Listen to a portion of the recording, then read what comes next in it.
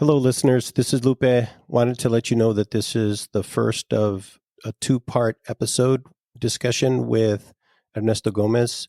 Because the discussion went so great and we wanted to stay within our 30-minute format, we decided to split it into two. So happy listening.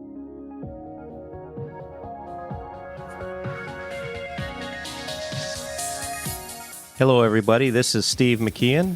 And this is Lupe Munoz. And this is the Leadership Exchange. Lupe, we got a very exciting guest today, a new author of a book that we both have had a chance to preview and just found it very fascinating. So why don't you go ahead and introduce our guest to our listeners? Yeah, absolutely, Steve. I'm equally excited about talking to our guest today, Ernesto Gomez. This is going to be a mouthful, but well worth it. Ernesto's been within the executive world with over 30 years of experience. He's led some very successful ventures across the food and service industry in both U.S. and Mexico. And as you said, he's the author of the book called Regrowth, How Organizations Can Overcome Stalling by Unlocking Their People's Potential. So we're definitely going to talk a lot about that. Ernesto has spearheaded global talent and cultural initiatives for several large companies, 83,000 employees in the international sector. He's played a pivotal role in the organizational transformation of those organizations. He's studied social communications and he's completed executive programs at some prestigious leading institutions, including Stanford, MIT, Wharton Business School, Kellogg School of Management. I could go on and on. This gentleman's pretty impressive. He's the founder and the CEO of Aspen Mindset One. It's a consulting firm. It's dedicated to helping organizations and individuals reach peak performance. And in 2024, Ernesto was invited as a guest speaker in the Lead Through Ambiguity course at MIT Sloan School of Business Management. With all that said, Ernesto, welcome to the show. Ernesto, please provide just a little bit more background on you and the interest you had in writing this book. Sure. Thank you for having me. It's a pleasure, and I think we're going to be enjoying this conversation a lot. Well, I've always been intrigued by, what makes people achieve and what conditions are necessary for people to perform at the peak of their capabilities. I started off as an entrepreneur myself. I started more than 10 businesses, small businesses mostly, and I found that if you create the right conditions, people can really achieve. And in achieving, they're having fun too. They can be happier, they can contribute, they feel better about themselves. And when I moved into the corporate world, I noticed that the same principles apply. It's just that, of course, the scale is different. And in order to scale that, across multiple countries, there are certain things that you have to design for. But the principle is that, what makes people and how is that people under certain circumstances can really achieve and have a lot of fun in doing that, while different circumstances or different conditions kind of inhibit what people can do. And I just wondered if there was a secret sauce or something that I could probably describe so that we can make that happen. And that's what really has moved me, the capacity of people to achieve or attain things that they didn't think they were possible, and even when they achieve them, be open to do something else and more and grow. Yeah, Ernesto, I think the thing that really connects me with the book and the teachings and the relevance to what Lupe and I have been doing for several years now in our teachings. Lupe and I are both engineers. And so, the engineer mindset, and you talk about it in the book, is this, how can you optimize the business areas where you're focused? And, you talk about in that model, you end up with department level programs or functions that are really trying to optimize and benchmarking outside the industry within.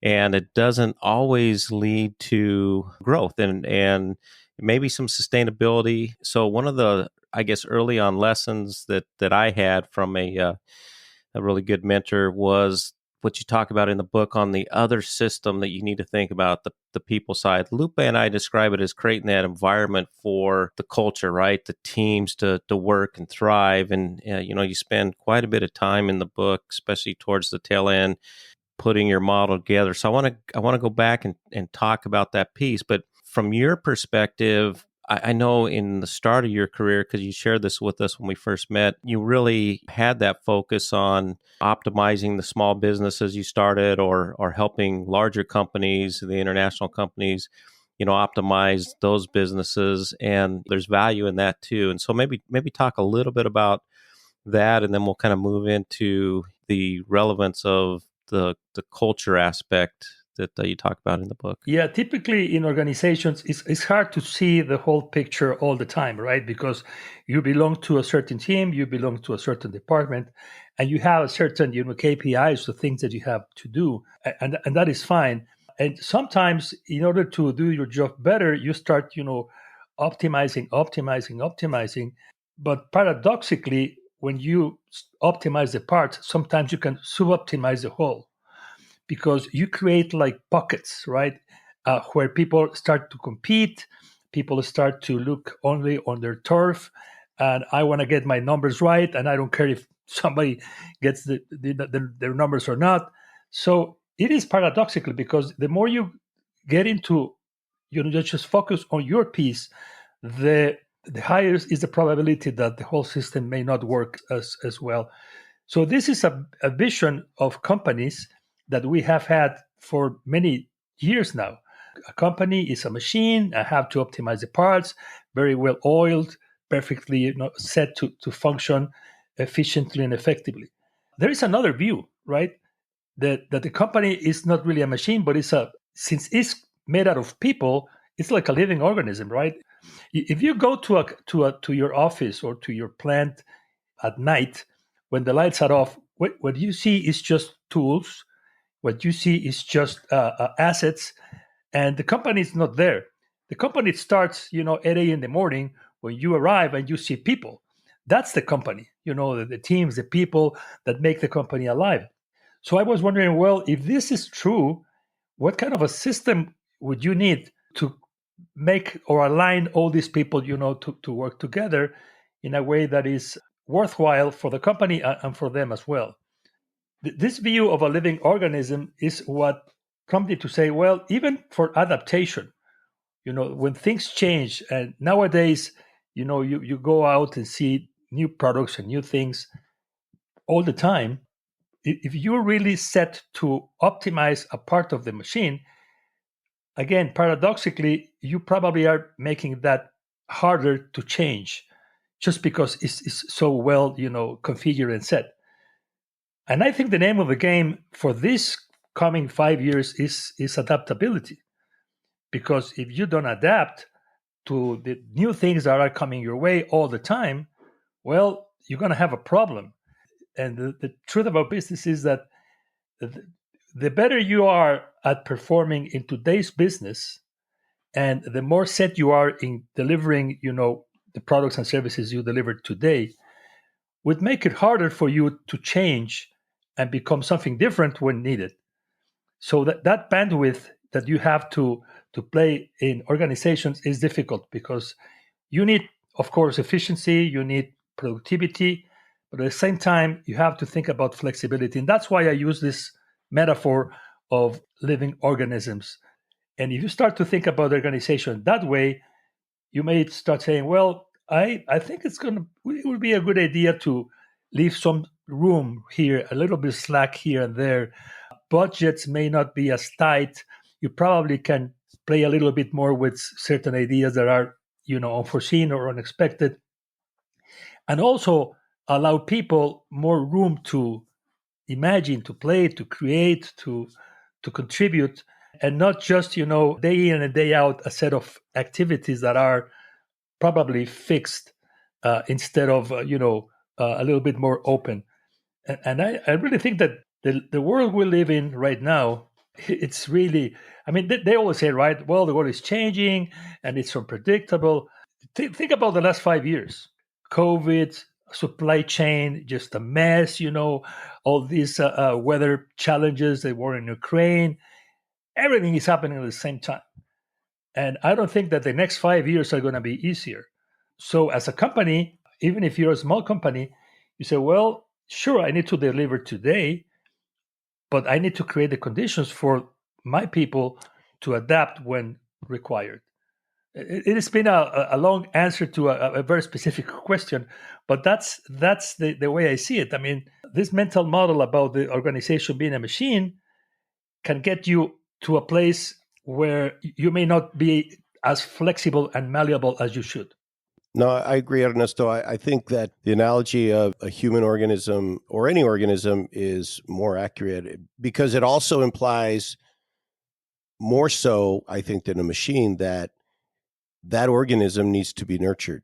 As a leader, you have to be able to take care of it, to feed it, to, give it water, to give it other needs, right? What are those things that the leaders need to be doing from a behavior standpoint? What's your opinion of that? Well, if you buy this idea that company is a living organism, then you start saying, well, there is a lot of life here waiting to do things. How can I open that valve? And how can I probably take some risks and maybe do some things that are not as common? First of all, you say, I need to let people speak up. I mean, everybody needs to be free to say whatever they want. For that, I have to create an inclusive environment, because otherwise, if people don't perceive that they belong, that they will not be able to contribute. So I need to create a place where people feel appreciated and valued, where people can say what they think without fear of reprimands. Like, wow, I mean, I step over my boss, and now what is this boss going to think of me? You have to also let people challenge the status quo. And in doing that, kind of make you think, well, maybe there's a better way to do this. Or even challenge you, right? Or even challenge you, right?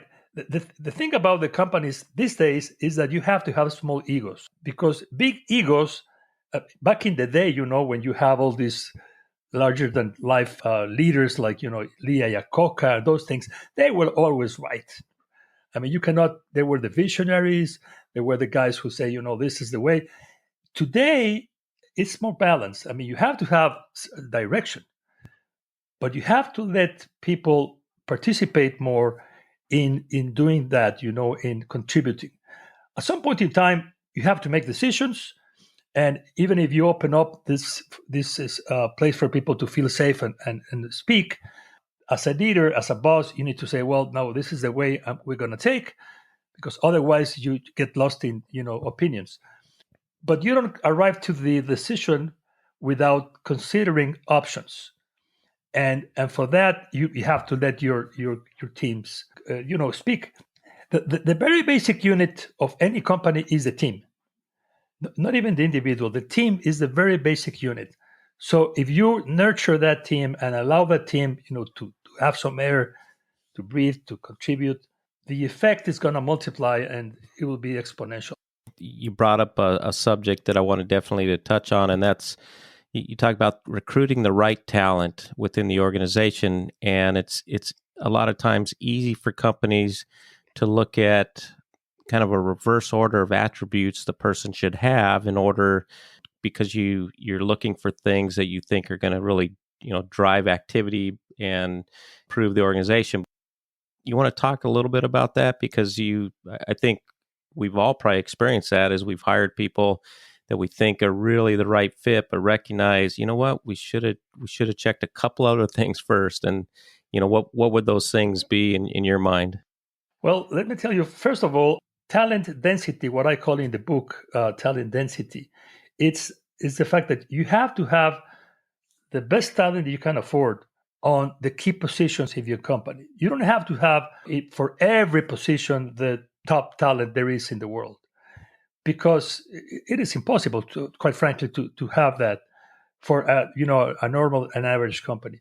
But at least in the positions where your company is going to make a difference. If you have a creative agency, you need creative people in certain positions, and you have to play on that. You may not care as much about payables. You can have just table stakes individuals that can perform well, but you don't have to have above the average people right there. So first of all, that idea kind of forces you to review your company, your organization, and say, well, where are the functions and what are the activities that need to be, I need to make sure that I have the best people. Now, this is of course a skills game, and you have to have people with the right skills and abilities. But at the same time, skills, the knowledge you get out of that are important as long as you create also the capacity for information to flow, to be exchanged, to go back and forth. So you need people who can relate to others as well. For instance, you can have really a very proficient skills-based approach to certain functions, but at the same time, you need to have people that can have the ability to make things happen. In my book, what I say, you have to define your attributes of talent in terms of what your position demands, skills, but also you have to have at a certain point, you have to consider if people are able to apply information, to make things happen, to work as a team, because we were saying that the team is a very basic unit of analysis. You need to have people that can play that game as well. Team players. You make these points in the book that I really resonate with, and you talk about the need for companies to really first hire for values. Yeah. Right. Values first, aptitude second, skills third. You need all three, but a lot of times it's a reverse order, right? We hire skills first, and we miss the aptitude and the ability for that person, as you mentioned, to be able to work inside a team. And I also like the reference to the Chicago Bulls that you brought into the book, because that, when you think about the, early Michael Jordan years compared to the championship Michael Jordan years, big changes, right? And I think the team analogy there within an organization is spot on as well. Is that, and you just brought it up, you can't have one person with the ball all the time. You got to raise the level of all players. And so I thought that was really insightful. Anything else in building those teams, or not so much building the teams, but really kind of attracting the talent that is key to getting to, the regrowth? In the book, I also mentioned that I referred to some research from companies like McKinsey and Bain, even some anecdotes from Steve Jobs. Steve Jobs used to say that a good software coder, it's 50 times more productive than an average software coder, 50. And it's not just that, it's a little bit better. It's orders of magnitude better. And he said, if you're driving a car, if you go to Manhattan and take a taxi and you happen to find a good driver, he may be maybe 50% better than other drivers. But there are certain practices where that makes a difference. For instance, attorneys. A really, really, really good attorney, as according to Bain, it's 12 times better than the average attorney. 12. So that means that if you're able to find those people that can really contribute and put them in the places where they make a difference, it's important. But as you were saying, back in the day, you were hired not only because you have the skills, but just because you're a good person. Where is now the space for is this a good person? Is this a person I can work with? I'm going to live with this person for hours and hours. So a person with values, a good person, a well-spirited person, also needs to be considered. Companies now are probably overemphasizing skills over the character or the attributes of a person. And I really think that AI is going to move us into this direction. Ernesto, I'll share some experiences that reinforce exactly what you're saying as it pertains to our inaccurate focus on skills and experience versus really understanding how someone fits into the culture. So I've worked with several teams where I've joined the team for the first time, and these are physical, laborious roles that, or the type of work that they perform is pretty physical. And I've had people say, well, this person, I really like them. I feel like they're really like a genuinely good person, but they have no experience and no skills, so we're not even considering them for that, right? And that was the model. And because of that model, the of hiring, the culture of the team when I joined them, the specific one I'm thinking of right now, was horrendous. And there was, like, if you can think of what the best culture is, they were doing everything the opposite. And so it wasn't till I really worked with the leaders of that team that were specifically hiring those frontline team members and convinced them of what the fallacy is in that thinking.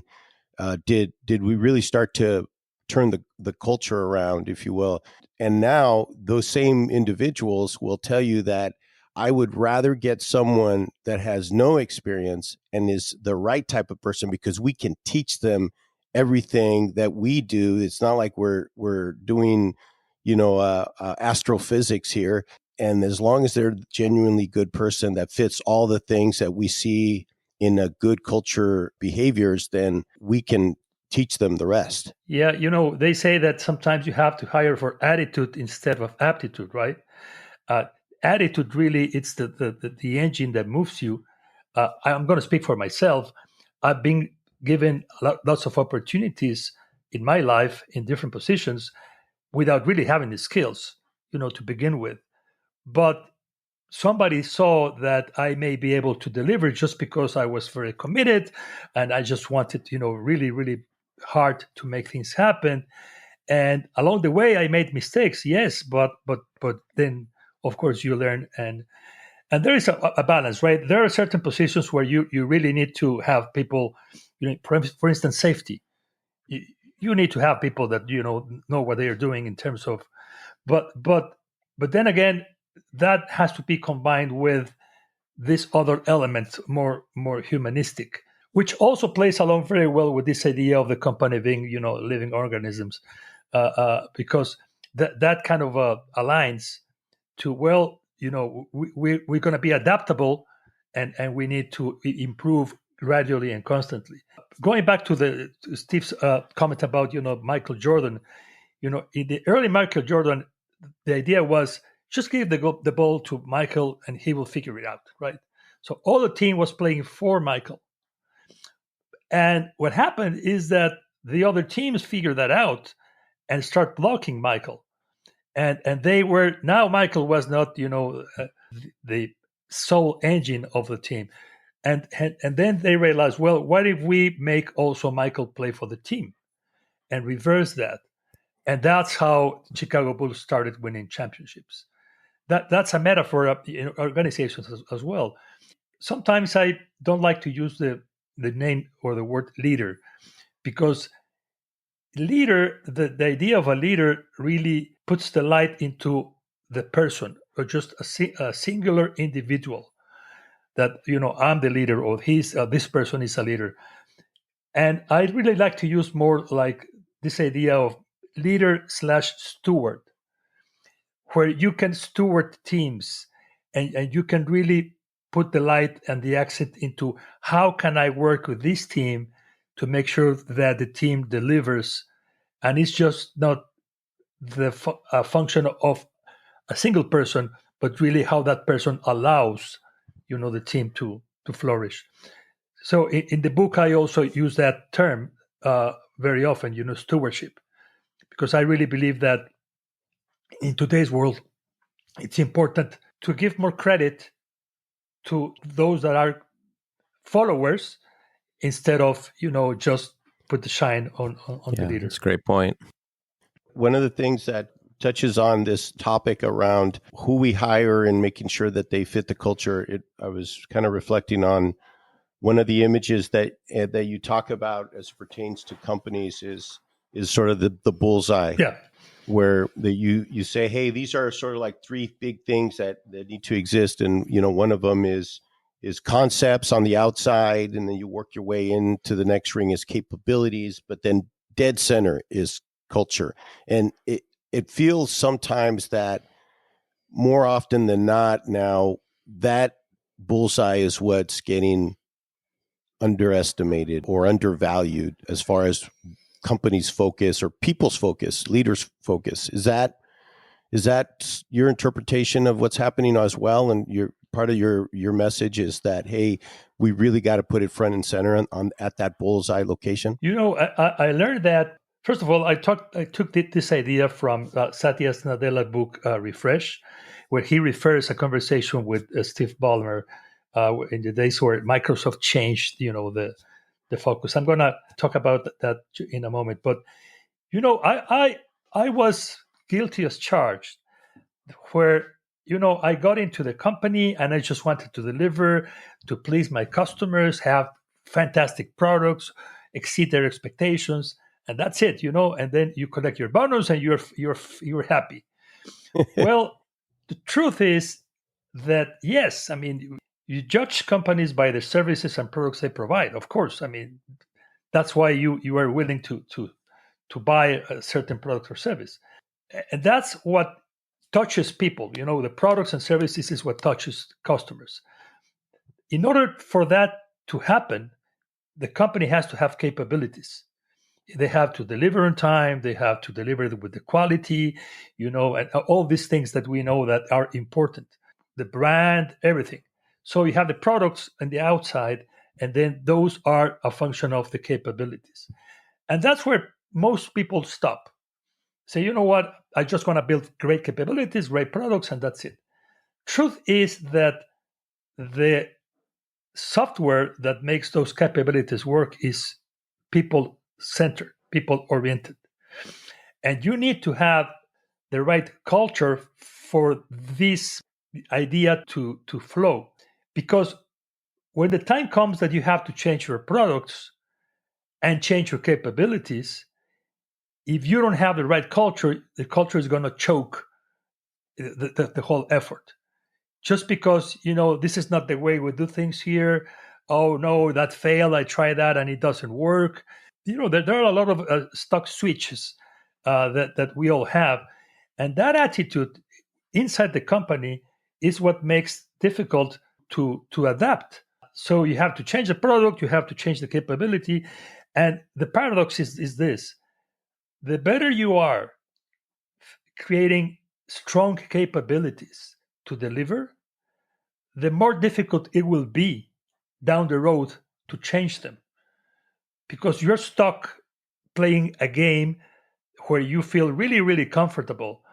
But when rules change, not what I'm going to do. The people that work in the company need to turn this around and make it work. And they will not do that if the culture does not allow it. And I mean, at least in the book, I say it's culture, it's your talent density, but also it's the collective mindset that creates as a result. And these concepts, I know, sound really 30,000 feet high when you talk about running a company. But think about it. Some people have certain beliefs that say, this cannot be done. That's why we don't do it. And then you start challenging that a little bit and say, what if we try this?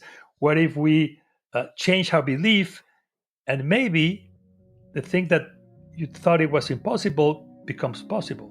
At least that's what has happened to me. This is Lupe Munoz. And I'm Steve McKeon, and thank you for joining us, Ernesto, on the Leadership Exchange.